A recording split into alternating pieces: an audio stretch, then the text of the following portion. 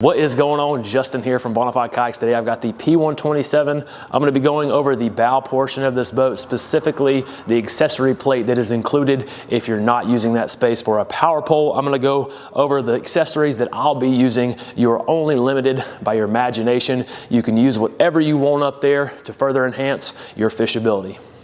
So first thing that you can do right off rip, you can install pretty much any gear track from Yak Attack that'll fit on top of this plate. I'm gonna start by pulling all 4 1/4-20s off. I'm gonna find me a nice level surface that I can put the plate on. That way I can drill these holes without running risk of going into my kayak.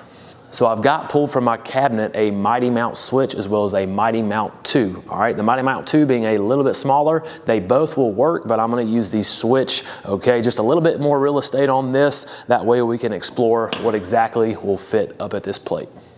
I've got some self-tapping or self-threading screws on me. You can get these from Yak Attack. You do not have to use the internal hardware that's included with the Mighty Mount 2 or switch. Like I mentioned, you can drill straight into the plate. I'm gonna use a 9/64 bit to start off with. If you have to go any larger, I wouldn't go past that 5/32. I went and found a table. I'm gonna put the plate on top of the table.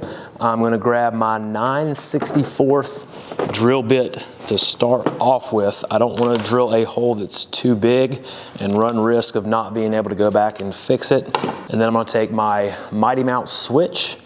I'm gonna place it vertically. I'm gonna start off by doing 2 corners. So I'm gonna do the top right corner and the bottom left-hand corner. After I get that top right-hand corner drilled out, I'm gonna put my drill bit back in and take one of the self-threading screws and get that top left and get that one locked down before I go back and line up the bottom left-hand side. So the 9/64 drill bit worked just fine. I'm gonna keep using it. Make sure this is straight. Put my drill bit back in. And after I tighten down the bottom left-hand side, I'll go back. Perfect. And then drill out the remaining holes.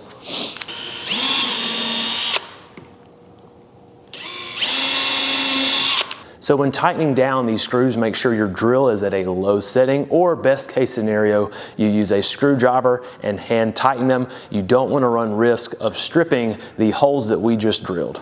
My Mighty Mount switch is installed. I'm going to put the plate back on, find my 4 1/4-20s, reinstall each corner.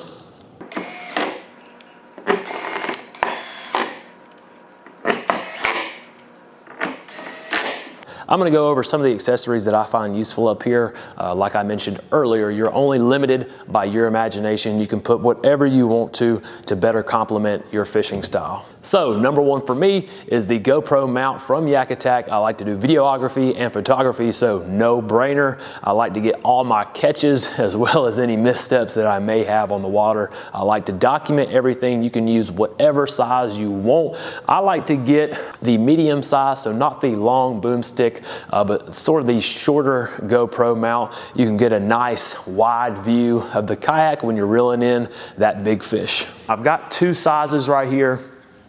This is a little bit smaller of a size. This might be perfect for you. Nice, good, wide camera angle. All we have to do is just slide that T-bolt in the track and we are ready to go. I've also got a medium-sized mount here. This one articulates just a little bit more. And with this one, you can get a little bit more of a wider view by angling it back just a little bit. So if you didn't know, now you know, but Yak Attack has a new roto grip specifically for the parking pole. I'm gonna put one up front at the bow. I'm gonna offset it to the right just a little bit. I'm gonna put my other one about midway through the 16-inch gear track on the front. So about midway through, I'm gonna angle it in the same direction as my other one. So now I've got that parking pole offset. and it's ready to go whenever you need it. It's out of the way of the deck, out of the way of the pedal drive. And then the last and final thing, if you do not want to use this plate, of course, you can take it off, use that recessed area for your power pole. Just take out those 1/4 20s and then grab your power pole mount here. And there are some benefits to having a bow mounted power pole. There are some disadvantages. If you're not using it properly, it will get in the way. I think the biggest concern people are worried about is if you've got a fish on that left-hand side and it wants to cross your bow and go over to the right-hand side, what are you gonna do if you've got a 10-foot pole sticking up out of the water?